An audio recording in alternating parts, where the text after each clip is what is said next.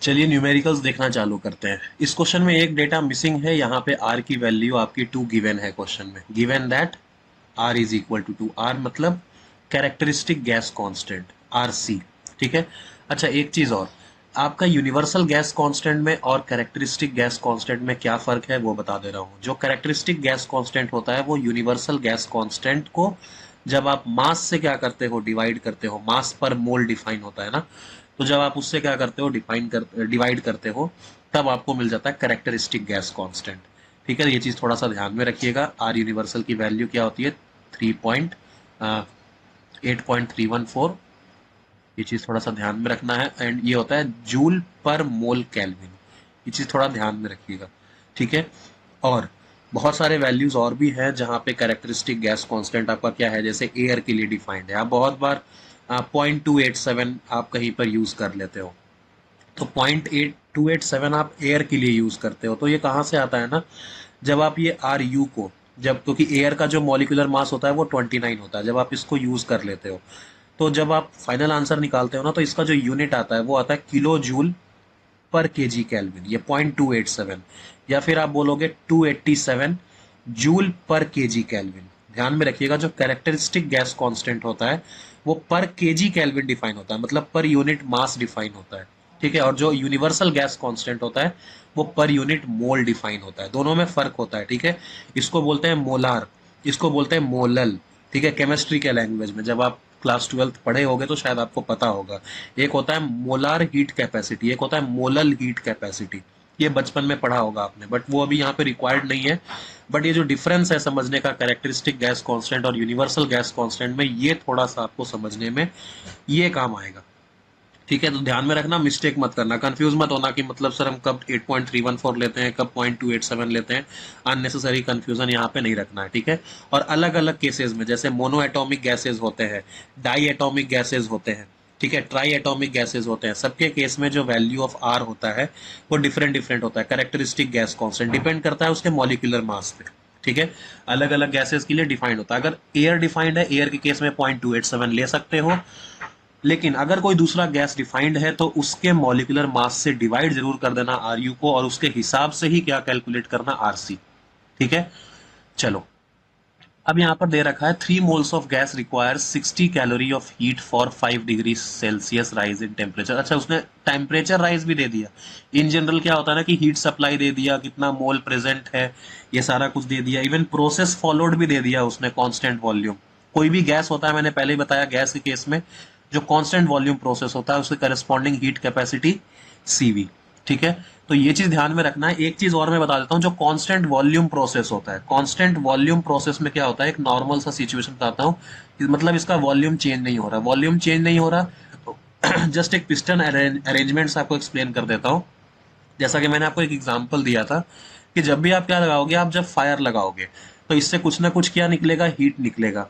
अब ये हीट दो तरह पे जा सकता है, दो जगह पे जा सकता है, या तो अंदर में जो गैसेस प्रेजेंट हैं, या तो ये उसको हीट कर सकता है, या फिर आपको ये कहाँ पे चला जाएगा, आपके वर्क डन में प्रोवाइड हो जाएगा, या आपको वर्क डन प्रोवाइड करेगा। ठीक है। या फिर उसका इंटरनल एनर्जी राइज करेगा। तो अब होगा क्या कि जब आप इसको कांस्टेंट वॉल्यूम लगा लेते हो, मतलब यहाँ पे आपने स्टॉपर लगा दिया कि भाई इसको हम मूव करने ही नहीं देंगे और हीट ऐड करते जाएंगे, तो जब ये मूव होगा ही नहीं तो वर्क डन तो क्या हो गया, कैंसल आउट हो गया। मतलब जितना भी आप हीट दोगे सबका सब किस में चला जाएगा, डेल्टा यू में चला जाएगा, मतलब चेंज इन इंटरनल एनर्जी में चला जाएगा। तो हमेशा ध्यान में रखना कि कांस्टेंट वॉल्यूम के केस में जो भी आप हीट प्रोवाइड करते हो वो सबका सब कहाँ चला जाता है, इंटरनल एनर्जी में चला जाता है। देखो यार, मैं मतलब मैं इन सारी चीजों को बहुत अच्छा से एक्सप्लेन कर सकता था, बट टाइम कम है। दैट्स वाई थोड़ा सा लिमिटेशन रखना, मैं कोशिश करूंगा कि थोड़ा सा मतलब मैं न्यूमेरिकल पॉइंट ऑफ व्यू से ही चीजों को बता दूं ताकि क्वेश्चन बन जाए। थर्मोडायनेमिक्स एक ऐसा सब्जेक्ट है जो मतलब आपको मजा आ जाएगा, मतलब इसको अगर आप क्या करोगे, पढ़ोगे अच्छे से तो। बट थोड़ा सा अभी टाइम कांस्टेंट है और थर्मोडायनेमिक्स के क्वेश्चन बिना समझे नहीं बनते हैं। दैट्स वाई मैंने इतना एक्सप्लेनेशन दिया है। अदर चैप्टर में फॉर्मूला पुट करो आंसर निकालो, फॉर्मूला पुट करो आंसर निकालो, काम बन जाएगा, एक्सेप्ट वेव ऑप्टिक्स और जो मैकेनिक्स वाला पार्ट है उसको छोड़कर। बाकी सारे चैप्टर में फॉर्मूला बस याद करो और 4-5 न्यूमेरिकल कर लो, या फिर 2-3 न्यूमेरिकल हर फॉर्मूले पे कर लो, that will be more than enough, हो जाएगा। इट्स माई लाइक, मैं बता रहा हूँ इस चीज को। बट जो थर्मोडायनेमिक्स वाला जो पार्ट है, इसमें थोड़ा सा आपको क्या करना पड़ेगा, एक कॉन्सेप्ट है, कॉन्सेप्ट को थोड़ा ग्रास्प करना पड़ेगा। तो मैं कोशिश कर रहा हूँ कि कितने कम समय में आपको वो सारे कॉन्सेप्ट क्या कर दूं, प्रोवाइड कर दूं, ताकि वो सारी चीजें कवर हो जाए। सो दैट्स वाई देखो, कांस्टेंट वॉल्यूम के केस में पूरा का पूरा किस में चलाएगा, इंटरनल एनर्जी में। और इंटरनल एनर्जी किसका क्या चेंज करता है, आपका टेम्परेचर चेंज करता है गैस का। तो ये चीज ध्यान में रखिएगा, टेम्परेचर आपका काफी राइज करेगा। और यही राइज यहाँ पर दे रखा है कि 5 डिग्री राइज हुआ है। तो आप क्या कर सकते हो, क्योंकि गैस है, अब गैस तो मैंने पहले ही बताया कि उसका आरसी क्या होता है भाई, गैस टू गैस क्या करेगा, चेंज करेगा। सो दैट्स वाई आपको उस क्वेश्चन में तो कुछ दिया ही नहीं कि ना सीवी की वैल्यू दे रखी है गैस की, ना सीपी दे रखा है, ना उसके कैरेक्टरिस्टिक गैस कांस्टेंट की वैल्यू दे रखी है। क्योंकि गैस डिफाइन ही नहीं किया है तो मैं उसका मास रख ही नहीं सकता हूं। तो मुझे इसका कैरेक्टरिस्टिक गैस कांस्टेंट चाहिए होगा। बट वही वाली बात है कि देखो, CP minus CV will always be equal to R. आपको रिक्वायरमेंट किसकी है, कैरेक्टरिस्टिक गैस कांस्टेंट की। तो ध्यान में रखो, आप सीवी भी निकाल लोगे ना तो आप बाद में किस क्या निकाल सकते हो, आप आर को निकाल सकते हो। So don't worry about that, वो आपको चिंता करने की जरूरत नहीं है। ठीक है, तो ध्यान में रखो, अगर आपको आर निकालना है या फिर वो चीज अननोन है तो फोकस करो कि कौन सा प्रोसेस है, और जो भी प्रोसेस है उस हिसाब से पहले स्पेसिफिक हीट क्या कर लो, कैलकुलेट कर लो। तो मुझे यहाँ पे कांस्टेंट वॉल्यूम दे रखा था और गैस को डिफाइन नहीं किया, गैस को डिफाइन नहीं किया, तो भाई इसका मतलब साफ साफ है कि मुझे इन फ्यूचर आरसी या फिर सीवी की क्या करेगी, मतलब हमें जरूरत पड़ेगी। तो हमने क्या कर लिया, हमने इस चीज को, अब क्वेश्चन में आरसी दे रखा है, ठीक है, बट सीवी तो पता ही नहीं है, क्योंकि बाद में वो कांस्टेंट प्रेशर फॉलो कर रहा है। तो कांस्टेंट प्रेशर फॉलो कर रहा है तो मुझे सीपी चाहिए होगा। अब सीपी निकालने के लिए मुझे सीवी चाहिए होगा। अब ये सीवी निकालने के लिए ये सारा स्टेटमेंट आपको दे रखा है कि आप सीवी निकाल लो।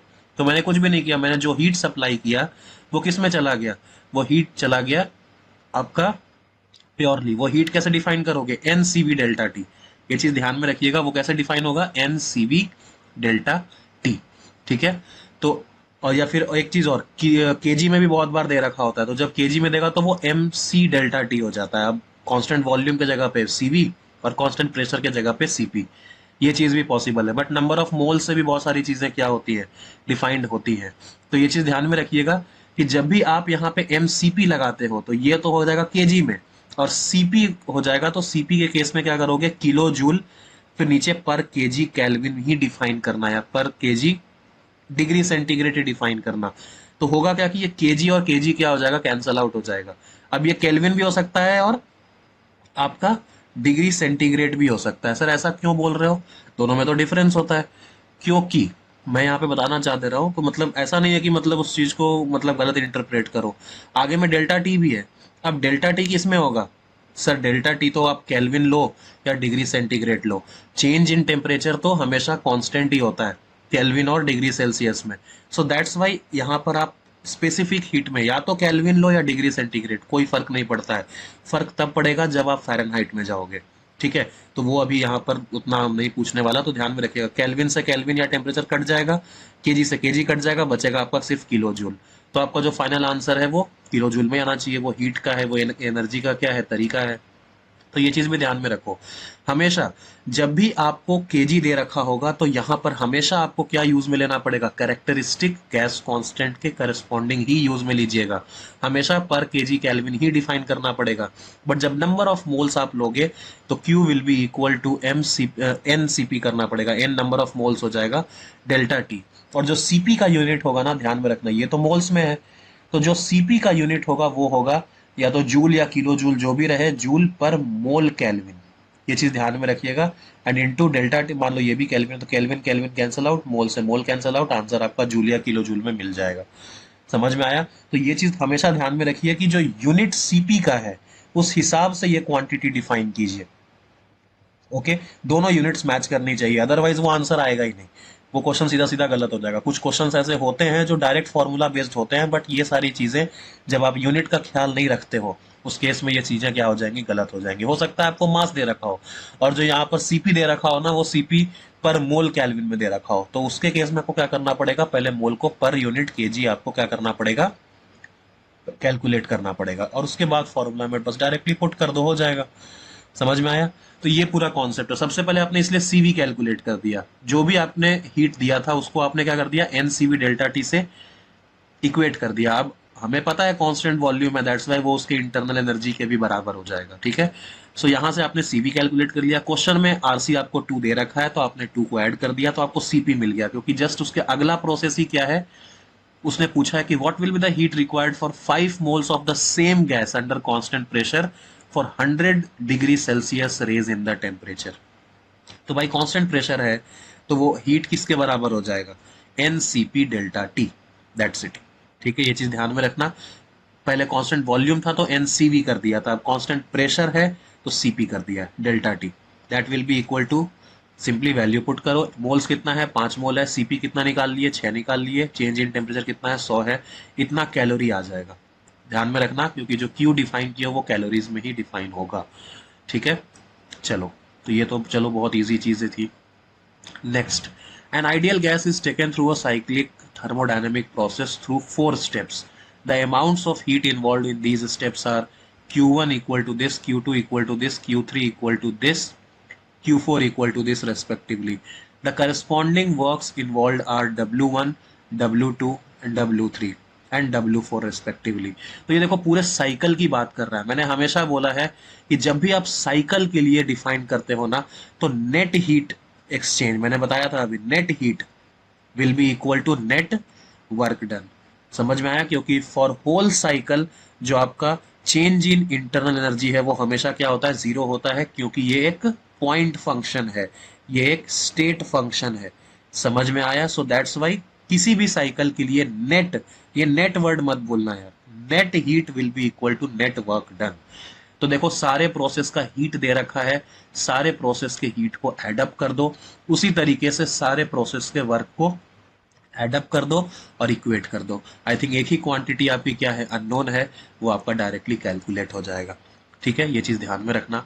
Next question, in a thermodynamic process pressure of a fixed mass of a gas is changed in such a manner that the gas releases 20 joule of heat and 8 joule of work is done on the gas. ध्यान में रखो, 8 joule of work is done on the gas, it is not by the gas. मतलब gas आपको कोई energy नहीं दे रहा है, आप गैस पे वर्क कर रहे हो, मतलब ये क्या हो गया, ये नेगेटिव वर्क डन है।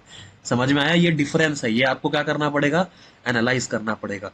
फिक्स मास सिस्टम है, gas change in such a manner that get releases. अच्छा, ये रिलीज कर रहा है, हीट रिलीज कर रहा है, मतलब आप हीट दे नहीं रहे हो, ये क्या कर रहा है, रिलीज कर रहा है, एंड इतना वर्क डन उस पर हुआ है। अब वो बोला कि भाई इनिशियल में इतना इंटरनल एनर्जी है, तो बताओ फाइनल क्या रहेगा। तो भाई अपने हिसाब से तो क्या है, फर्स्ट लॉ लगाना है। फर्स्ट लॉ में क्या बोला जाता है कि जो भी आप हीट सप्लाई कर रहे हो वो किस में रिजल्ट होगा, या तो चेंज इन इंटरनल एनर्जी, और बाकी किस में चला जाएगा, वर्क डन में। अब उसने बोला कि देखो यार, हीट क्या हुआ है, रिलीज हुआ है, तो जब हीट रिलीज होता है तो वो क्या हो जाता है, माइनस माना जाता है। मैंने पहले ही बोला कि अपने कन्वेंशन के हिसाब से जो आप क्या करते हो, जो आप हीट ऐड करते हो उसमें, जो हीट ऐड करते हो वो पॉजिटिव होता है। ठीक है, और जो वर्क मिलता है आपको वो पॉजिटिव होता है। ये चीज मैंने पहले ही आपको क्लियर कर रखा है। ओके, तो वही चीज मैंने यहाँ पे वापस कॉन्सेप्ट लगाया कि यहाँ पे तो हीट क्या हो रहा है, रिलीज हो रहा है, रिजेक्ट हो रहा है। तो हीट रिजेक्शन एक नेगेटिव क्वांटिटी होती है, सो -20, और चेंज इन इंटरनल एनर्जी, और वर्क भी आपने किया है, आपको मिला नहीं है। आपकी रिक्वायरमेंट क्या होती है पॉजिटिवली, कि भाई मुझे वर्क मिले, तो आपको मिला नहीं है, आपने किया है किस पे, गैस पे, गैस ने आपको दिया नहीं है।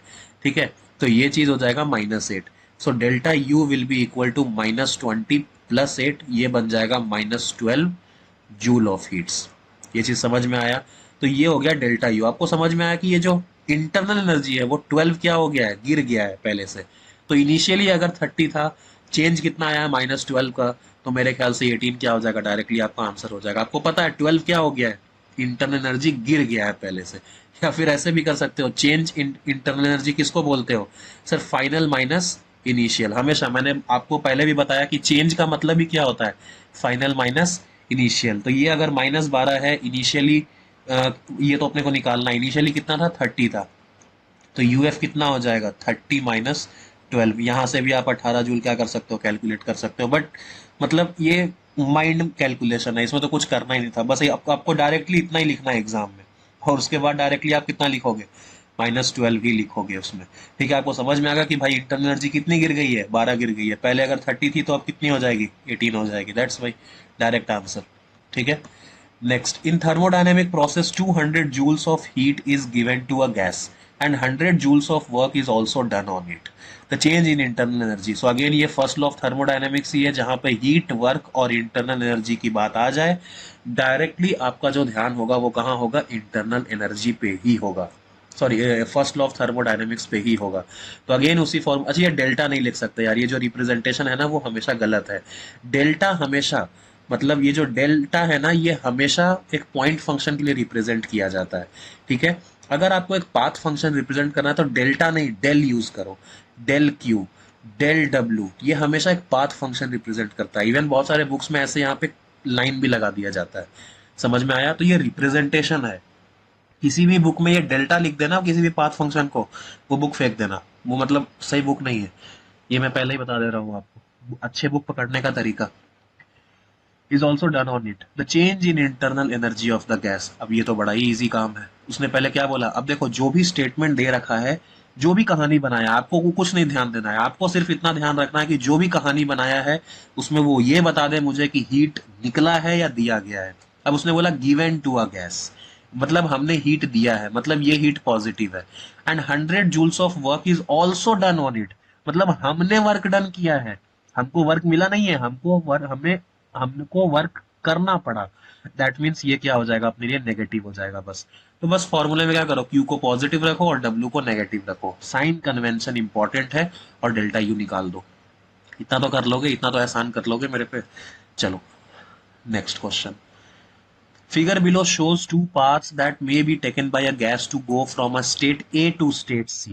ठीक है, in process AB प्रोसेस में 400 joules of energy is added to the system. That means आपने ऐड किया है और उसको हम पॉजिटिव ही बोलेंगे। And in process BC 100 joule of energy is again added to the system. ठीक है, इसमें भी हमने ऐड किया है 100 जूल, तो ये भी पॉजिटिव होगा अपने लिए। The heat absorb by the system in the process AC। अब इसमें कितना हीट एब्जॉर्ब होगा ये उसने पूछा है। देखो यार, एसी में अगर तुम डायरेक्ट जाते हो तो कितना हीट एब्जॉर्ब होगा। अब इसके लिए आपको क्या करना पड़ेगा, आपको प्रॉपर्टी पता होनी चाहिए किस पॉइंट की, ए और सी की। और अगर आप फर्स्ट लॉ ऑफ थर्मोडायनेमिक्स लगाते हो तो सबसे इंपॉर्टेंट ये है कि आपको इंटरनल एनर्जी इन दोनों पॉइंट के बीच का, मतलब जो चेंज इन इंटरनल एनर्जी है इन दोनों पॉइंट के बीच का आपको क्या होना चाहिए, पता होना चाहिए। ये भी बड़ा इंपॉर्टेंट पार्ट है। ठीक है, so 400 joule of heat is added to the system and in process BC 100 joule of heat is supplied। ठीक है, हम कैलकुलेट कर लेते हैं, क्योंकि देखो प्रेशर और वॉल्यूम पीवी का जब भी ग्राफ दे दे हमें तो हम क्या कर सकते हैं, वर्क डन तो कैलकुलेट कर सकते हैं। समझ में आया? तो ग्राफ इसलिए दिया है कि आप वर्क डन कैलकुलेट कर दो, रेस्ट उसने हीट क्या कर दिया है, क्वेश्चन में दे दिया है। मतलब आप इंटरनल एनर्जी कुछ ना कुछ करके क्या कर सकते हो, कैलकुलेट कर सकते हो। और आपको भी पता है कि क्योंकि इंटरनल एनर्जी एक पॉइंट फंक्शन है तो पूरे साइकिल के लिए net change in internal energy for whole cycle कितना हो जाएगा, 0 हो जाएगा। तो एसी के करस्पॉन्डिंग तो आप चेंज इन इंटरनल एनर्जी ऐसे ही निकाल सकते हो। समझ में आया क्या मैं क्या बोलना चाह रहा हूँ? तो ये बड़ा ही इजी हो जाएगा आपके लिए अगर आप ये काम कर लेते हो तो चलो ए बी, सबसे पहले ए बी में क्या कर लो, फर्स्ट लॉ ऑफ थर्मोडायनेमिक्स लगा देते हैं। सबसे पहले ए बी में ही लगा देते हैं ना। जब हम ए बी में ही फर्स्ट लॉ ऑफ थर्मोडायनेमिक्स लगा देंगे तो उसके केस में हम क्या करें, इसके केस में क्या करोगे, देखो इसमें आपने हीट दिया है, तो जब आप हीट देते हो ये चीज ध्यान में रखिएगा। क्योंकि देखो एक चीज और, ये आपका क्या है, एकदम स्टैंडिंग ग्राफ है। स्टैंडिंग ग्राफ है मतलब आपका वॉल्यूम चेंज नहीं हो रहा। तो आप ग्राफ से सबसे पहले उसका टाइप डिफाइन करो, तो ये है आइसोकोरिक। आपको पता चल गया कि आइसोकोरिक में वॉल्यूम तो चेंज हो नहीं रहा, वॉल्यूम चेंज नहीं हो रहा तो कोई डिस्प्लेसमेंट नहीं हो रहा, डिस्प्लेसमेंट नहीं हो रहा तो उसका वर्क डन ही 0।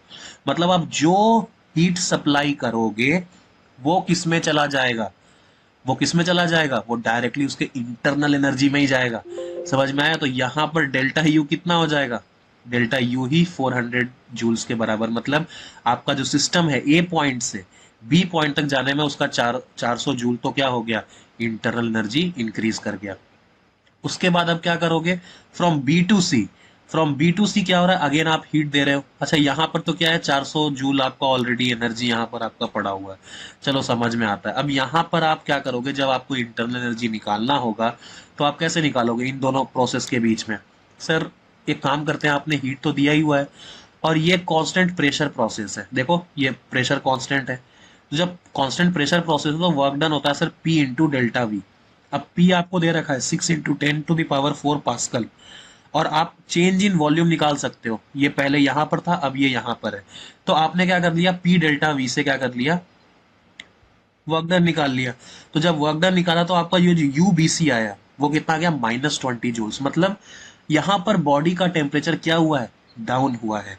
तो जो नेट टोटल चेंज हो जाएगा AB और BC, यही किस में चेंज होगा, AC में चेंज होगा। मतलब अगर मुझे A से C तक जाने का है तो इन दोनों प्रोसेस का क्या कर सकता हूं मैं, ऐड कर सकता हूं। यही तो फायदा है पॉइंट फंक्शन का, क्योंकि हमको मतलब सिर्फ किससे है, A और C से है।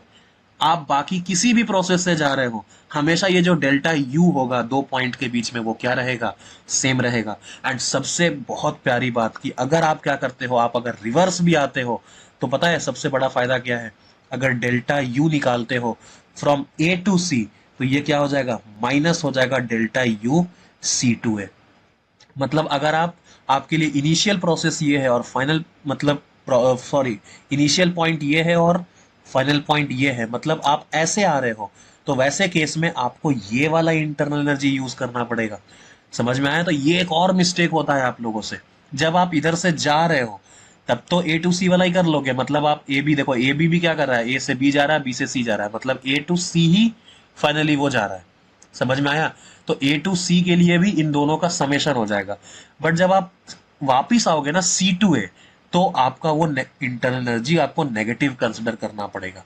समझ में आया। इट सिंपली मीन्स कि इसकी वैल्यू कुछ क्या है, मान लो 5 है, इसकी वैल्यू क्या है, 4 है। समझ में आया। तो जब आप A से C जाते हो तो आपके लिए फाइनल कितना हो गया, 4 हो गया, इनिशियल कितना था, 5 हो गया, तो -1 आपके लिए इंटरनल एनर्जी। लेकिन जब आप C टू A आते हो तो आपके लिए फाइनल कितना हो गया, 5 हो गया, इनिशियल कितना हुआ, 4 हुआ, उसके केस में वो +1 हो जाएगा। कहने का मतलब इतना, कोई भी पॉइंट होता है, पॉइंट फंक्शन मतलब क्या, कि उस पॉइंट पे उस क्वांटिटी की वैल्यू हमेशा फिक्स्ड होगी। पॉइंट फंक्शन का सबसे बड़ा फायदा यही। तो भाई हमारा जो कंसिडरेशन था उसने बोला था कि A टू C के लिए, समझ में आया। तो A टू C जा रहा हूं मैं, अब मैं भले दूसरा पाथ फॉलो कर रहा हूं, पहले A से B जा रहा हूं, B से C जा रहा हूं। तो भाई AC के लिए जब हम क्या करेंगे, इंटरनल एनर्जी कैलकुलेट करेंगे, तो दोनों पाथ का क्या कर दोगे, दोनों पाथ का इंटरनल एनर्जी आप ऐड कर देना। एक का 400 आया था क्योंकि वो कांस्टेंट वॉल्यूम था, मतलब कैलकुलेट करने की जरूरत ही नहीं है इतना, तो मतलब अपने को सोचना ही नहीं है, ये कांस्टेंट वॉल्यूम है तो भाई 400 का 400 अपना इंटरनल एनर्जी। ये कांस्टेंट प्रेशर है तो भाई उससे वर्क डन निकालो P डेल्टा V से, और फर्स्ट लॉ लगाकर क्या कर लो, डेल्टा U निकाल लो। बस दोनों को ऐड कर दो तो A टू C का मिल जाएगा। A टू C वाले में वापस क्या कर दो, फर्स्ट लॉ ऑफ थर्मोडायनेमिक्स लगा दो। That's it. समझ में आया। तो यही आपका क्या हो गया, वर्क डन। अब वर्क डन निकालने का है, इसमें तो कैसे निकालोगे, अगेन हमने हमें क्या निकालना है क्वेश्चन में, हीट एब्जॉर्ब। अब हमको A टू C का हीट एब्जॉर्ब नहीं पता है, तो हम अगेन, हमें तो ग्राफ तो पता है ना एटलीस्ट, तो हम ग्राफ के अंदर का एरिया जो होता है वो क्या देता है अपने को, वर्क डन। तो अगेन हम ग्राफ से क्या निकाल लेंगे, वर्क डन कैलकुलेट कर लेंगे। वो एक ट्रेपेजियम है, ट्रेपेजियम का एरिया क्या होता है, half into sum of parallel sides into height. ये वॉल्यूम इसका हाइट हो जाएगा, सम ऑफ पैरेलल साइड्स दोनों का प्रेशर। ठीक है, इधर 2 था इधर 6 था, तो टोटल 8 इंटू 10⁻⁴ हो जाएगा। और जो इसका हाइट है वो 2 है, तो 2 इंटू 10⁻³ आ जाएगा, डिफरेंस लोगे तो आपका वर्क डन भी इजिली कैलकुलेट हो गया। आपने ऑलरेडी डेल्टा यू कैलकुलेट कर रखा है, तो आप क्या कर सकते हो, हीट बड़ा इजिली निकाल सकते हो। तो ये क्वेश्चन बड़ा था, बट अगर देखा जाए तो ये क्वेश्चन डुएबल था। मतलब अगर आपके पास लास्ट में टाइम बचता है तो आप इस क्वेश्चन में हाथ मार सकते हो, क्योंकि देखो जितने भी वैल्यूज दे रखी है वो डायरेक्ट दे रखी है, बहुत ज्यादा आपको कैलकुलेशन में टाइम खराब नहीं करेगा। ये आपको दिखने में लग रहा है इतना पूरा बड़ा सा, बट अगर आप थोड़ा दिमाग लगाओ ना तो ये 4 लाइन में क्वेश्चन हो जाएगा। पहले लाइन में क्या करना है, डेल्टा यू इसके लिए डिफाइन करो, दूसरे लाइन में डेल्टा यू इसके लिए डिफाइन करो, फर्स्ट लॉ लगाकर। इसी से आपको क्या पता चल जाएगा, डेल्टा टोटल डेल्टा यू पता चल जाएगा AC का। उसके बाद आप फर्स्ट लॉ किसका लगाओ, इसका लगाओ, और फोर्थ लाइन में क्या कर दोगे, ये वाला, सॉरी थर्ड लाइन में क्या करो, सबसे पहले इसका एरिया निकाल लो वर्क डन का, और फोर्थ लाइन में डायरेक्टली फर्स्ट लॉ लगाकर हीट कैलकुलेट कर लो। तो ये 4 लाइन में डुएबल है, मतलब विद इन 1 मिनट अगर आप चाहो तो इसको कैलकुलेट कर सकते हो। ऐसा मत सोचना कि नहीं कैलकुलेट हो सकता। कॉन्सेप्ट सारे क्लियर होना चाहिए, तभी क्लियर होगा या तभी कैलकुलेट होगा, अदरवाइज नहीं होगा। Next question, the temperature of 5 moles of a gas which was held at constant volume was change from this and this. Okay, which was held at constant volume. अच्छा, constant volume है तो by default हमको पता ही है कि सारा का सारा एनर्जी किस में जाना है, इंटरनल एनर्जी में। और इंटरनल एनर्जी में जाएगा तो टेम्परेचर ही बस चेंज होगा, और वो भी इंक्रीज ही होगा, और तो कुछ पॉसिबल है नहीं। The change in internal energy of the gas was found to be 80 joule. ठीक है, the total heat capacity of the gas is constant. Sorry. अब ये तो हमको भी पता है कि यार चेंज इन इंटरनल एनर्जी ही किसके बराबर हो जाएगा, हीट के बराबर। और क्योंकि यहाँ पे मोल्स में दे रखा है, हीट कैसे डिफाइन करोगे, N C V delta T. ठीक है, अब सीवी जो आपको डिफाइन करना है, ये थोड़ा सा आपको सोच समझ के डिफाइन करना पड़ेगा कि ये है नंबर ऑफ मोल्स। ठीक है, अब नंबर ऑफ मोल्स का वैसे कोई यूनिट होता नहीं है, बट फिर भी पर मोल डिफाइन होता है। ये जो यूनिट दे रखा है ना, जूल पर केल्विन, ये गलत है। ठीक है, मतलब मोल्स को इसने यूनिट माना ही नहीं है। मोल्स क्या होता है कि वो एक मतलब न्यूमेरिक वैल्यू होता है। तो न्यूमेरिक वैल्यू का कोई भी यूनिट नहीं होता, दैट्स वाई वो यहाँ पर इसने इग्नोर कर दिया है। बट वो चीज़ गलत है, मोल्स है तो मोल्स लिखो। ठीक है, ये चीज़ ध्यान में रखिएगा। इन जनरल क्वेश्चन वैसे होता है, बट अब एग्जाम में नहीं देगा तो हम उसका कुछ कर नहीं सकते हैं। ठीक है, तो एन आपको दे रखा है ऑलरेडी, और यहाँ पे 80 भी दे रखा है। एन हो गया 5, सी वी निकालना है, और डेल्टा टी कितना दे रखा है, देखो कितना चेंज हुआ है, 20 डिग्री का चेंज हुआ है। आप डायरेक्टली क्या कर लोगे, यहाँ से सी वी को कैलकुलेट कर लोगे। अच्छा, टोटल हीट कैपेसिटी, ये चीज़ ध्यान में रखना। इसने बोला टोटल, एक वर्ड होता है टोटल, ठीक है, और एक होता है सिंपल हीट कैपेसिटी। ठीक है, तो उससे क्या होगा, ये चीज़ ध्यान में रखना। टोटल हीट कैपेसिटी में के केस में आप नंबर ऑफ मोल से मल्टीप्लाई कर देते हो, सो दैट्स वाई वो यूनिट बन जाएगा जूल पर केजी, सॉरी जूल पर केल्विन। बट अगर आपको सिर्फ हीट कैपेसिटी निकाल के दे तो उसका यूनिट बनेगा जूल पर मोल केल्विन, स्पेसिफिक हीट कैपेसिटी। यहाँ पे टोटल बोला है, टोटल हीट कैपेसिटी और स्पेसिफिक में फर्क होता है। ठीक है, ये हो जाएगा सिर्फ सीवी का। ठीक है, CV is equal to this. But अगर टोटल हीट कैपेसिटी निकालना है तो number of moles into CV. ठीक है, और इसका जो यूनिट होगा वो होगा जूल पर केल्विन। ये चीज ध्यान में रखिएगा। मतलब मैंने समझाने के लिए बताया, क्वेश्चन को मैं गलत नहीं बोल रहा हूँ। बट अगर आपको स्पेसिफिक हीट कैपेसिटी निकालने को देगा तो वो पर मोल या पर केजी डिफाइन करेगा। ठीक है, तो यहां से आपको निकल जाएगा सीवी। सीवी मान लो आता है 0.8, क्योंकि यहां पर उसने जूल पर केल्विन दिया है, ये गलत है, जूल पर मोल केल्विन। ठीक है, तो ये बन जाएगा आपका 0.8 जूल पर मोल केल्विन, या पर डिग्री सेंटीग्रेड, क्योंकि यहाँ पे डिग्री सेंटीग्रेड पे डिफाइंड है ना, तो यहाँ पे डिग्री सेंटीग्रेड कर देना। अब टोटल निकालने बैठोगे ना तो जितने मोल्स आपके पास है उसे मल्टीप्लाई भी कर देना।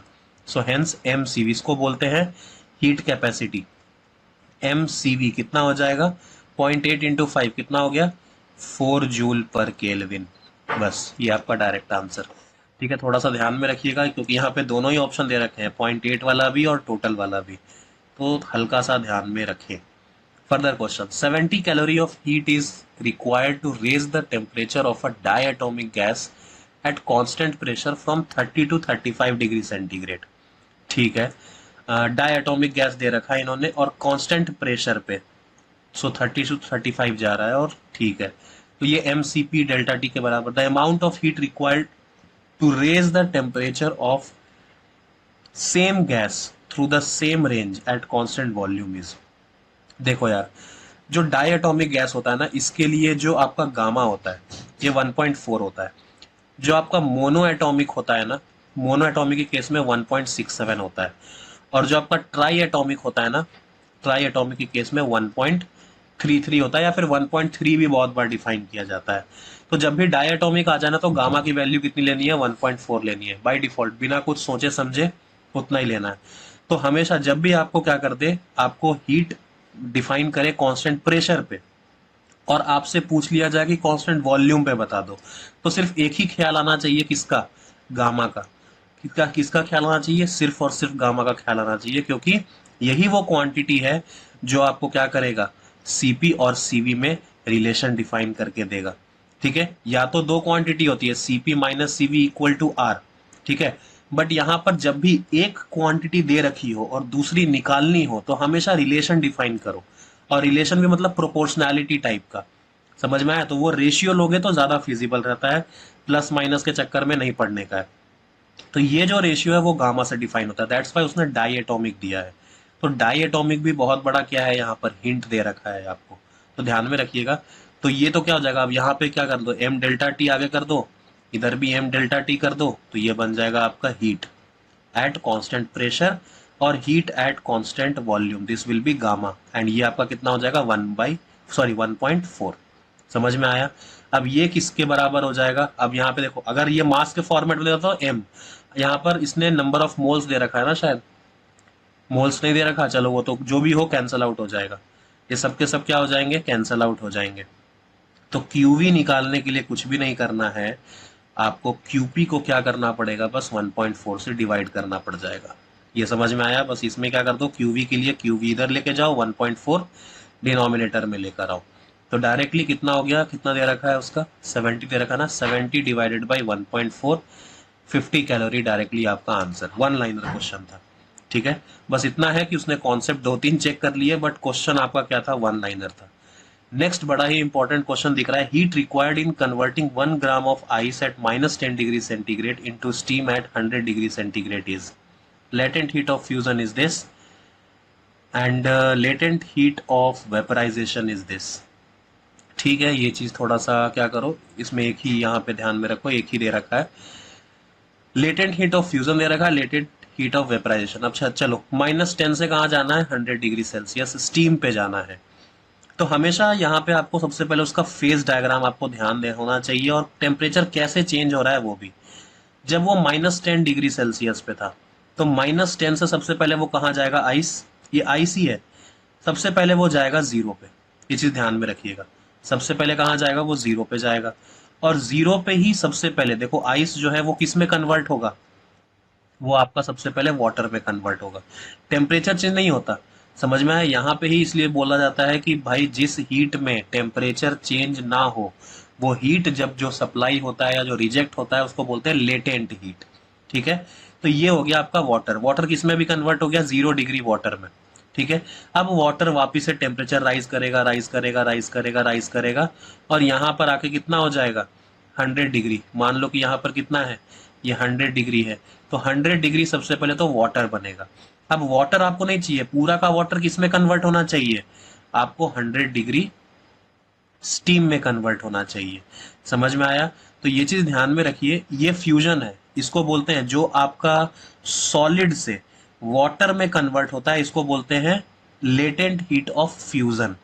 इसको क्या बोलते हैं, लेटेंट हीट ऑफ फ्यूजन।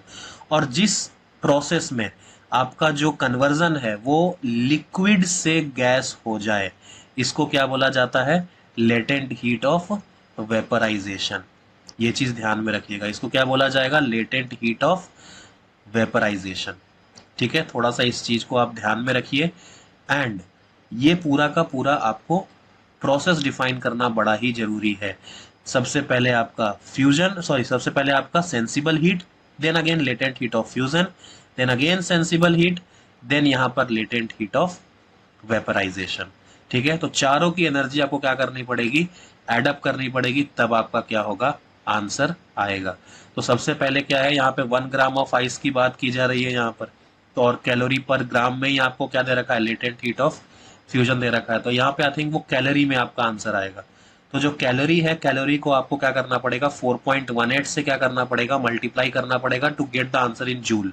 तो ध्यान में रखिए, क्योंकि सारे आंसर आपको जूल्स में दे रखे हैं, बट जो यहाँ पे स्पेसिफिक हीट दे रखा है वो कैलोरी में दे रखा है। तो डोंट बी लाइक थिंकिंग कि भाई एट लास्ट हम क्या करें, उसका यूनिट चेंज ना करें। यूनिट बहुत सोच समझ के आप क्या कीजिएगा, चेंज कीजिएगा। तो सबसे पहले तो देखो क्या करना है, यहाँ पे ये रहा आपका ice, 1 gram of ice is this. So यहाँ पर क्या करोगे, और यहाँ पे वो भी चीज है। तो सबसे पहले तो आप 10 डिग्री से टेम्परेचर चेंज कर रहे हो, तो ये रहा आपका 1 ग्राम, और कितना डिग्री, 10 डिग्री से चेंज कर रहे हो। और आपका जो सीपी है, चेंज या सीपी ऑफ आइस, ये कितना दे रखा है, CP of ice I think नहीं दे रखा, एंड एक चीज और भी ध्यान में रखो कि ये जो नहीं कुछ दे रखा ना, सीपी नहीं दे रखा, मतलब ना आइस का दे रखा है ना यहाँ पे वाटर का दे रखा है, नहीं दे रखा।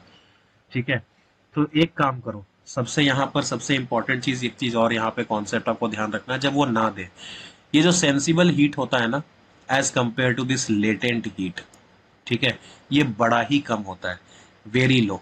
मतलब अगर मान लो लेटेंट हीट कितना है, 2700 है, तो ये जो आपका सेंसिबल हीट होगा, जहां पे टेम्परेचर आपको चेंज दिख रहा है ना, ये जो हीट होगी वो 50 जूल, 55 जूल या 100 जूल ऐसे होगा। मतलब बहुत बहुत कम as compare to the latent heat. मतलब जो होता है मेजोरिटी लेटेंट ही होता है। तो आप क्या कर दो, इन दोनों को नेग्लेक्ट कर दो, क्योंकि क्वेश्चन में नहीं दे रखा है और कुछ भी मतलब नहीं गिवन है, तो आप इसको क्या कर दो, नेग्लेक्ट कर दो।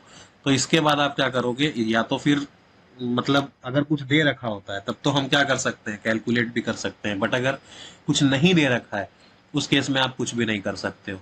ओके, तो सबसे पहले आपको क्या करना है, 1 ग्राम है, 1 ग्राम का ही क्या कर लो, सबसे पहले उसका लेटेंट हीट निकालो, तो 80 × 1, और ये हो गया 540 × 1। एक तो ये हो गया, और दूसरा क्या हो गया, आपका जो सेंसिबल हीट था ये वाला, अगर ये कैलकुलेट होता है तो करो, नहीं होता है छोड़ दो। आप इन दोनों को ही कैलकुलेट कर लो, कितना हो जाएगा, 80 और 540 कितना आता है, 600 कुछ आता है। अब 600 कुछ को आप क्या करोगे, 4.18 से करोगे तो 2800 कुछ, 2800 कुछ के आसपास एक ही ऑप्शन है, अप्रोक्स आंसर कर दो 3045। समझ में आया? तो बस इतना आपको ध्यान में रखना है। अब कुछ नहीं दे रखा है क्वेश्चन में तो कुछ नहीं कर सकते हो, ठीक है, बट इन जनरल दे रखा होगा, यहाँ पे इतना कंफ्यूज नहीं करेगा आपको। चलो next question, 100 gram of water is slowly heated from 27 degree Celsius to 87 degree Celsius. ठीक है, calculate the change in entropy of water. देखो यार, एक चीज मैंने आपको पहले भी बताई थी कि वाटर है, वाटर एक फाइनाइट मास है, ये चीज ध्यान में रखिएगा, फाइनाइट मास है। और फाइनाइट मास के केस में जो चेंज इन एंट्रोपी होता है वो होता है mc/ln/T2/T1। ठीक है, तो ये चीज थोड़ा सा आपको ध्यान में रखना है। और इसमें स्पेसिफिक हीट भी आपको सब कुछ दे रखा है, तो आप क्या कर लो, मास आपको गिवन है 100 ग्राम, केजी में कन्वर्ट कर लो, 0.1 हो जाएगा। और सी आपको कितना दे रखा है, अच्छा ये जूल्स में दे रखा है, तो ध्यान में रखना फाइनल आंसर भी जूल्स में ही आएगा, तो ठीक है, चेंज करने की जरूरत नहीं है, 4200। और एल, ये जो भी टेम्परेचर होता है ना, सबके सब केल्विन में होने चाहिए। ध्यान में रखिए, ये जो लोगारिथम के अंदर जितने भी टेम्परेचर होते हैं सब के सब केल्विन में होने चाहिए। एट एटमोस्ट इंपॉर्टेंस पे बोल रहा हूँ ये चीज, ठीक है, इसमें कभी भी कंफ्यूज मत होना। तो हायर टेम्परेचर कितना, 87, उसके करस्पॉन्डिंग 360, पहले कितना था 27, उसके करस्पॉन्डिंग 300। तो ये जो चीज है ये आपको फाइनली कितना हो जाएगा, ये आपको अपना आंसर आ जाएगा। ये वैल्यू हो सकता है कि एग्जाम में दे रखी हो, नहीं तो अप्रोक्सीमेट करके भी आंसर निकाल सकते हो, क्योंकि जितने भी ऑप्शन है वो सब क्या है, दूर दूर है, तो अप्रोक्सीमेशन चलता है। ठीक है, अच्छा एक चीज और, इसमें जो एडियाबेटिक प्रोसेस होता है ना, एडियाबेटिक प्रोसेस में वो चीज फॉलो करना, T2/T1 equal to P2/P1 equal is गामा-1 upon gamma is equal to V1/V2 to the power गामा-1। ये चीज आपको क्या करना है, थोड़ा सा ध्यान में रखना है। ये एक फॉर्मूला है, मतलब जैसे बाकी सारे मतलब केसेस में आप क्या कर सकते हो, एक प्रोसेस होने के बाद प्रेशर कितना होगा या वॉल्यूम कितना होगा पीवी डायग्राम से निकाल सकते हो, बट जो एडियाबेटिक प्रोसेस है उसमें फाइनल टेम्परेचर क्या होगा विथ चेंज इन प्रेशर। ठीक है, अगर आपको इनिशियल स्टेट का सब कुछ पता है या विथ चेंज इन वॉल्यूम अगर इनिशियल स्टेट का सब कुछ पता है, तो आप फाइनल टेम्परेचर बड़े इजीली इसी फॉर्मूला से निकालोगे। ये सिर्फ एक ही फॉर्मूला है जो आपको ध्यान में रखना है फॉर एडियाबेटिक, और दूसरा आपको ध्यान में रखना है आपको वर्क डन। बस अगर कभी फाइनल टेम्परेचर या फाइनल प्रेशर निकालने की जरूरत पड़े तो ये T2 हमेशा काम आएगा। और क्योंकि in general diatomic gas लेता है, इन जनरल एयर लेता है, तो ये जो वैल्यू है ना गामा-1 अपॉन गामा, गामा की वैल्यू 1.4 हो जाती है। तो जब ये कैलकुलेट करोगे ना तो ये हमेशा 0.286 या 0.285 के आसपास आता है। समझ में आया? तो ये वैल्यूज भी आप क्या करो, डायरेक्टली याद रखो, ताकि अप्रोक्सीमेट करने में चीजों को क्या हो जाए, यूज मतलब आपको काम आ जाए। तो एक जस्ट एक कैलकुलेशन ट्रिक बता रहा हूँ और कुछ भी नहीं, ठीक है। तो ये ओवरऑल प्रोसीजर था इसका। चलो एक अब कार्नोट इंजन की बात आ गई। A Carnot engine who sink temperature, sink temperature दे रखा है, कार्नोट इंजन है and an efficiency of 40%, by how much should the temperature of the source be increased so as to increase the efficiency by 60%। अब देखो Carnot engine क्या बोलता है कि भाई सारे प्रोसेस क्या हो जाएंगे, रिवर्सिबल हो जाएंगे। अभी मैंने कार्नोट इंजन, देखो इंजन बोला है मैंने, वही हीट इंजन वाली बात है। तो इंजन के केस में मैंने आपको एफिशिएंसी निकालना बताया था, 1 minus Q lower upon Q higher. जब मैंने बोला था कि जब वो रिवर्सिबल बन जाए प्रोसेस, तब आप इसको टेम्परेचर से क्या कर सकते हो, चेंज कर सकते हो। ये चीज मैंने बताया था आपको। तो दैट्स वाई कार्नोट बोल दिया, मतलब ये सारे प्रोसेस क्या है, कार्नोट प्रोसेस में, कार्नोट इंजन जो भी होता है उसमें सारे प्रोसेस क्या होते हैं, रिवर्सिबल होते हैं। ओके, सो दैट्स वाई मैं इसको डायरेक्टली इसके फॉर्मेट में लिख सकता हूँ। अब उसने बोला कि सिंक टेम्परेचर आपका 300 केल्विन है, उसकी एफिशिएंसी 40% थी। तो हम क्या करें, how much should be temperature of the source be increase so as to increase the efficiency of 60%। तो आप क्या करो, सबसे पहले तरीके से डायरेक्टली इनिशियल जो आपको क्या दे रखा था, एफिशिएंसी दे रखा था, और आपको जो लोअर टेम्परेचर दे रखा था, उसकी हेल्प से आप क्या कर लो, टीएच कैलकुलेट कर लो, है कि नहीं। तो सबसे पहले तो आपने टीएच कैलकुलेट कर लिया, हायर टेम्परेचर 500 केल्विन पे था। अब उसने बोला कि मुझे अब क्या चाहिए, मुझे पता चल गया कि भाई हायर टेम्परेचर कितने पर है। उसने बोला कि मैं अब हायर टेम्परेचर को कितना इंक्रीज करूं, या जो भी should the temperature of source भी इंक्रीज, हाँ कितना इंक्रीज करूं कि एफिशिएंसी अब 60% हो जाए। तो आप नया टीएल निकाल सकते हो उससे। अब आप क्या कर सकते हो, नया आप अपना टीएच निकाल लो।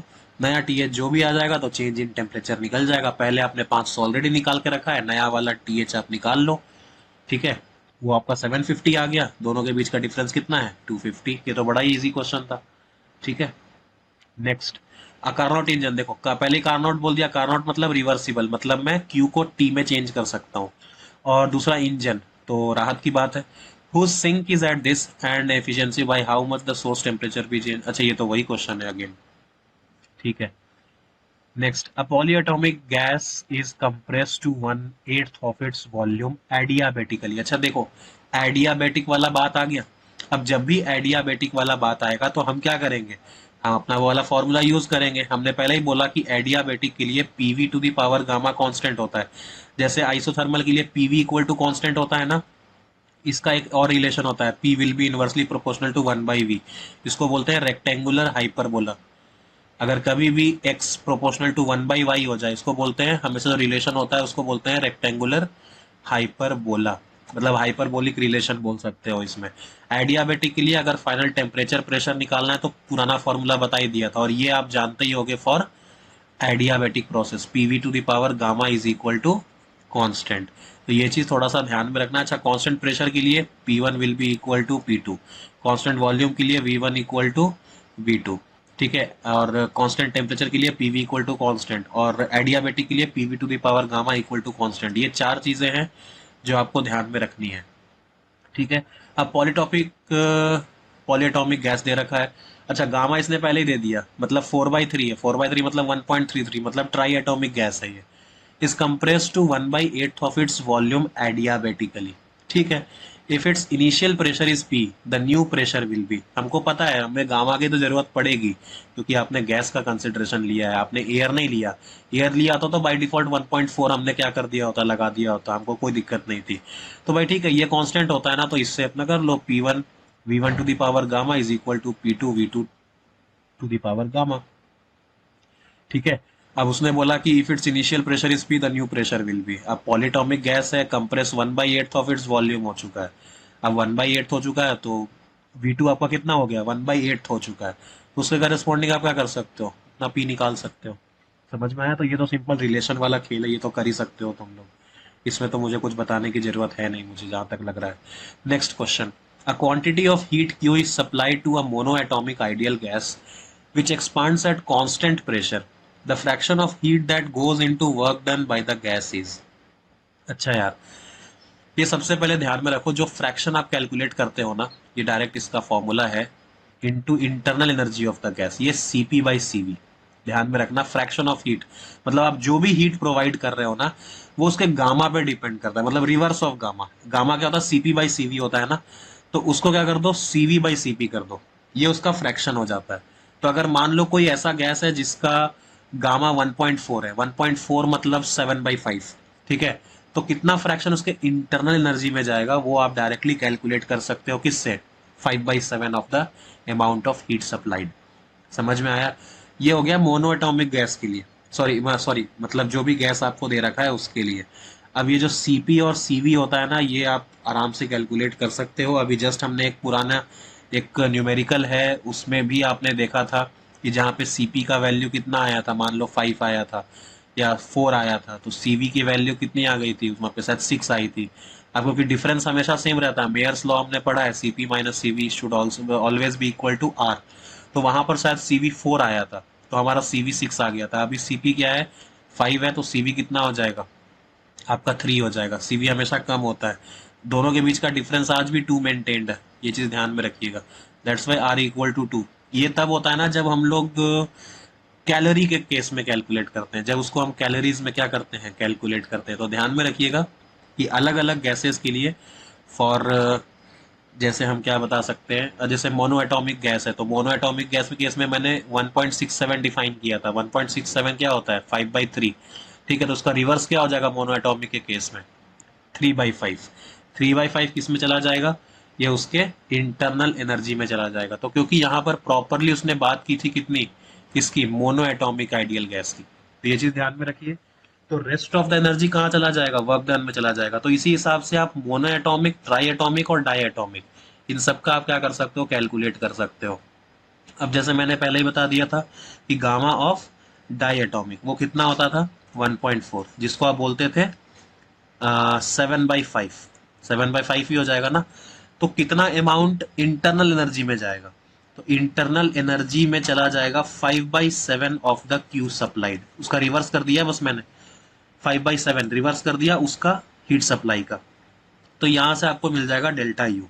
और वर्क डन निकालने के लिए क्या करोगे, क्यू सप्लाइड में से 1 minus 5/7 that is 2/7। 2/7 of Q supplied किस में चला जाएगा आपका, वर्क डन में। किसके केस में, ये आपका चला जाएगा डाई एटॉमिक के केस में, अगर डायरेक्टली निकालने को बोला जाए तो। बट यहाँ पे तो 2/5 डायरेक्ट आंसर था, और डाई एटॉमिक के केस में कितना हो जाएगा, इट विल बी 2/7। अच्छा, ट्राई एटॉमिक के केस में, ट्राई एटॉमिक केस में तो हमने ऑलरेडी बता रखा है कि 1.33 आंसर होता है। 1.33 मतलब 4/3। तो उसके केस में डेल्टा यू कितना हो जाएगा, 3/4 ऑफ क्यू सप्लाइड, मतलब 75%। ये चीज ध्यान में रखो। तो वर्क डन में कितना होगा, 25%। 25% मतलब 1/4 ऑफ क्यू सप्लाइड, ये चीज भी ध्यान में रखना। तो वर्क सप्लाइड में निकालना हो तो वो 1/4 आपके पास डायरेक्टली आंसर आ जाएगा। तो क्वेश्चन बड़ा ही इजी था, बट मैंने सबके लिए आपको क्या कर दिया है, बता दिया है। एक सिंपल सा एक कॉमन कॉन्सेप्ट था जो कि हर जगह एप्लीकेबल था। अच्छा, वापिस से, अ mono atomic ideal gas initially at 17 degree Celsius. अच्छा, मोनो एटॉमिक है, मोनो एटॉमिक बोलते ही उसने क्या बोलना चालू कर दिया कि गामा क्या लेना है, गामा लेना है 1.67। 1.67 बोलो या फिर 7/5 बोलो, सॉरी 5/3 बोलो, क्या बोलोगे, 5/3। समझ में आया? इनिशियली एट इतना degree Celsius suddenly compress to this of original volume the temperature after compression. देखो उसने फाइनल टेम्परेचर पूछ लिया, फाइनल टेम्परेचर मैंने हमेशा बताया। अच्छा, इसने वॉल्यूम के रिस्पेक्ट में पूछा है, तो मैंने रिलेशन पहले ही बताया था, T2/T1 equal to P2/P1 to the power gamma -1 upon gamma equal to V1/V2 to the power gamma -1, है कि नहीं। अब हमको निकालना है T2। अब हमको P2 से मतलब नहीं है, हमारे लिए अब सिर्फ ये पूरा इक्वेशन बन गया। तो T2 will be equal to T1 into V1 upon V2 to the power gamma -1। Gamma कितना था, 1.67 माइनस 1.67, 0.67 कितना हो गया, ये चीज आप सोच लो। 0.67 कितना हो गया सर, 2/3। मतलब बस इतना आपको क्या करना है, यहाँ पे 2/3 करना है। इनिशियल वॉल्यूम V1 था, फाइनल कितना हो गया, V1 का आधा हो गया, सॉरी V1 का 1/8 हो गया। तो ये 8 चला जाएगा ऊपर, तो T1 into 8 to the power 2/3। अच्छा, 1/3 मतलब इसका क्यूब रूट, क्यूब रूट करोगे 8 का तो आ जाएगा 2, और 2 का स्क्वायर करोगे तो 4। मतलब जो T2 है वो 4 टाइम्स है T1 के। बट ये जो भी रिलेशन आता है ना वो सब केल्विन में आता है, ध्यान में रखिएगा। तो अगर शुरू में 17 डिग्री था, 17 डिग्री मतलब 290 केल्विन। अब 290 का 4 टाइम्स कर दो, 290 का 4 टाइम्स हो जाएगा 1160। ये तो केल्विन में आया, बट क्वेश्चन पूछा है डिग्री सेल्सियस में। तो 1160 से क्या कर देना, 273 माइनस कर देना, आंसर किस में आ जाएगा आपका, डिग्री सेल्सियस में आ जाएगा। तो इतना आसान था क्वेश्चन को सॉल्व करना। ठीक है, कुछ कुछ रिलेशंस हैं जो मैंने आपको बता दिए हैं, जितने याद रखने हैं that will be more than enough. ठीक है, अब आता है adiabatic modulus of elasticity of gas is this, it's isothermal modulus of elasticity is. ये बहुत ही इंपॉर्टेंट मतलब क्वेश्चन है, बट कॉन्सेप्ट भी है जो अभी तक मैंने आपको नहीं बताया है। देखो, मैंने आपको शायद सॉलिड्स के प्रॉपर्टी में बताया था कि जो बल्क मॉडुलस होता है, वो बल्क मॉडुलस हमेशा कंप्रेशन में डिफाइन किया जाता है। बल्क मॉडुलस एक वो प्रॉपर्टी है जो हमेशा किस में डिफाइन होती है, आपकी कंप्रेशन में डिफाइन होती है। अब कंप्रेशन दो तरीके से किया जा सकता है, कंप्रेशन को कैरी आउट करने का दो तरीका है। अच्छा, कांस्टेंट प्रेशर में आप कैरी आउट नहीं कर सकते हो उसको, क्योंकि प्रेशर कांस्टेंट तो कंप्रेशन रहेगा ही नहीं, जब प्रेशर ही कांस्टेंट है तो कहेगा ये। फिर होता है कांस्टेंट वॉल्यूम। अब किसी भी चीज को कंप्रेस करना है ना, तो you have to change the volume, ये चीज ध्यान में रखो। बिना वॉल्यूम चेंज किए ना आप नहीं निकाल सकते, स्पेशली मॉडुलस। मॉडुलस जब निकालते हैं, जब आप सॉलिड्स में क्या करते थे, जब आप कैलकुलेट करते थे modulus of elasticity, bulk modulus, आप हमेशा उसको कंप्रेस करते थे। कंप्रेस मतलब आप, या फिर उसको आप दबाते थे या यूटीएम मशीन पे रख देते थे, यूनिवर्सल टेस्टिंग मशीन पे, तो उसकी वजह से उसके अंदर स्ट्रेन आता था। तो आप हमेशा उसको क्या करते थे, खींच के या दबाकर आप चीजों को कैलकुलेट करते थे।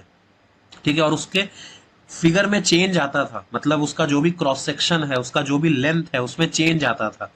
तो without changing the cross section, without changing the cross section area, आप उस चीज को डिफाइन नहीं कर सकते हो। तो वॉल्यूम तो चेंज होना ही था। तो कांस्टेंट वॉल्यूम के केस में भी बल्क मॉडुलस डिफाइन नहीं करेंगे। ठीक है, तो हमारे पास दो ही ऑप्शन बच गए कि या तो आइसोथर्मल वाला प्रोसेस ले लेंगे या फिर हम एडियाबेटिक वाला प्रोसेस ले लेंगे। तो दोनों के केस में हमारा जो बल्क मॉडुलस होता है डिफाइन, वो अलग तरीके से होता है। ठीक है, जो आपका आइसोथर्मल बल्क मॉडुलस होता है, ध्यान में रखना, जो आपका आइसोथर्मल बल्क मॉडुलस होता है वो आपके आइसोथर्मल के प्रेशर के ही बराबर होता है। ध्यान में रखना, ये बड़ा इंपॉर्टेंट बात बोल रहा हूं मैं, और ये बीच में आइसोथर्मल भी लगा रहा हूं। ठीक है, क्यों ऐसा बोल रहा हूं, क्योंकि मैं बताता हूं क्यों ऐसा बोलना चाह रहा हूं। और जब आप निकालोगे bulk modulus in case of adiabatic, मतलब मैं फाइनल रिजल्ट बता रहा हूं, डेरिवेशन करने का समय नहीं है, अदरवाइज मैं डेरिवेशन अगर इन फ्यूचर, क्योंकि बाद में एओ की वैकेंसी आ रही है, तो आपको डिटेल में तो पढ़ना ही पड़ेगा, उसका कोई चारा नहीं है, अभी से ही लगे रहना। ठीक है, तो उसमें इंग्लिश वाले लेक्चर मतलब ले लेना, इंग्लिश वाले में बहुत अच्छे से बता रखा है मैंने। तो B इज इक्वल टू, ध्यान में रखना ये बड़ा इंपॉर्टेंट चीज है, आप आगे बस गामा से मल्टीप्लाई कर देते हो, गामा से मल्टीप्लाई करते हो, बट वो जो किसके प्रेशर में, बट ये जो प्रेशर होता है ना, वो एडियाबेटिक में ही कैलकुलेटेड करना है। मतलब ये नहीं, आप ये दोनों प्रेशर को सेम मत समझो, ये दोनों प्रेशर सेम नहीं है, ये दोनों फाइनल प्रेशर है। मतलब जब आप क्या करते हो, उस चीज को कंप्रेस करते हो, तो दोनों फाइनल प्रेशर ही है, बट दोनों के फाइनल प्रेशर को कैलकुलेट करने का तरीका अलग होता है। मैं ये बोलना चाह रहा हूं, मतलब जब आप क्या करते हो ना, आइसोथर्मल प्रोसेस को यूज करते हो, तो आइसोथर्मल प्रोसेस के लिए पीवी इक्वल टू कांस्टेंट होता है। इस चीज को समझो सबसे पहले। तो जब आप क्या करोगे, फाइनल प्रेशर निकालोगे, मान लो P F V F is equal to P I V I, तो जब आपको फाइनल प्रेशर निकालना है ना, तो P I V I divided by V F, इससे निकलेगा आपका फाइनल प्रेशर। ये आपका क्या है, आइसोथर्मल प्रेशर है। समझ में आया, ये आपका आइसोथर्मल प्रेशर है, ये चीज ध्यान में रखिएगा। ठीक है, लेकिन जब आप एडियाबेटिक प्रेशर निकालते हो, तो आप इस इक्वेशन को यूज नहीं करते हो, आप किसको यूज करते हो, PV to the power gamma equal to constant. तो जब आपको पीएफ चाहिए होता है, उस केस में आपका यहां पर V1 बाई V2 या फिर VF to the power gamma, sorry, और ये हो जाएगा आपका PI। इस केस में ये आपका होता है एडियाबेटिक फाइनल प्रेशर। ये जो आपने प्रेशर कैलकुलेट किया है, ये एडियाबेटिक प्रेशर है। तो दोनों को कैलकुलेट करने का तरीका अलग है, ये चीज ध्यान में रखना। इसलिए मैंने वहां पर एक जगह पे क्या किया है, आइसोथर्मल लगा दिया है, और एक तरह में मैंने आइडियाबेटिक लगा दिया, क्योंकि कुछ बच्चे क्या होते हैं ना, वो कुछ नहीं करेंगे, वो आंख बंद करके क्या कर देंगे कि अच्छा ठीक है, आइसोथर्मल के लिए प्रेशर इतना है, तो आइसोथर्मल के लिए केस में बल्क मॉडुलस उतना ही हो जाएगा, और मुझे अब एडियाबेटिक का निकालना है, तो एडियाबेटिक के लिए क्या कर दूंगा, बस आगे में गामा से मल्टीप्लाई कर दूंगा। वो ऐसा थिंकिंग रखते हैं। तो जो प्रेशर दे रखा है उसमें ही बस 1.4, मतलब यहाँ पे क्या है, मॉडुलस गामा 1.4 दे रखा है, मतलब इसमें ही 1.4 से मल्टीप्लाई करके वो तुमको आंसर बता देंगे।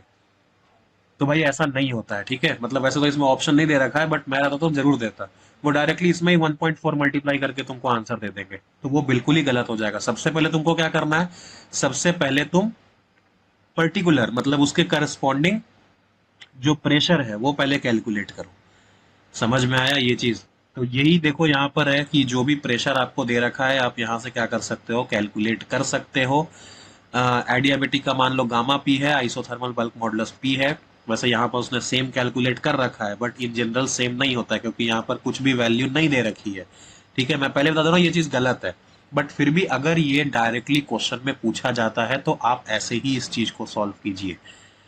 ठीक है, क्योंकि जब कुछ नहीं दे रखा है ना, तो आपको दोनों को सेम मानना पड़ेगा। ठीक है, बट ये चीज गलत है, दोनों के केस में अलग अलग डिफाइन होता है। जो पी आइसोथर्मल होता है वो अलग होता है, और जो पी एडियाबेटिक होता है वो अलग होता है। बट यहाँ पे एडियाबेटिक मॉडुलस ऑफ इलास्टिसिटी दे रखा था, तो एडियाबेटिक मॉडुलस ऑफ इलास्टिसिटी सबसे पहले आप क्या कैलकुलेट करोगे, आप कैलकुलेट करोगे प्रेशर। ठीक है, तो बस उससे कैलकुलेट किया, यहाँ पर वैल्यू आपकी आ जाएगी बड़े इजीली। ठीक है, न्यूटन पर मीटर स्क्वायर। ये बस इतना जान लो, that will be more than enough in thermodynamics.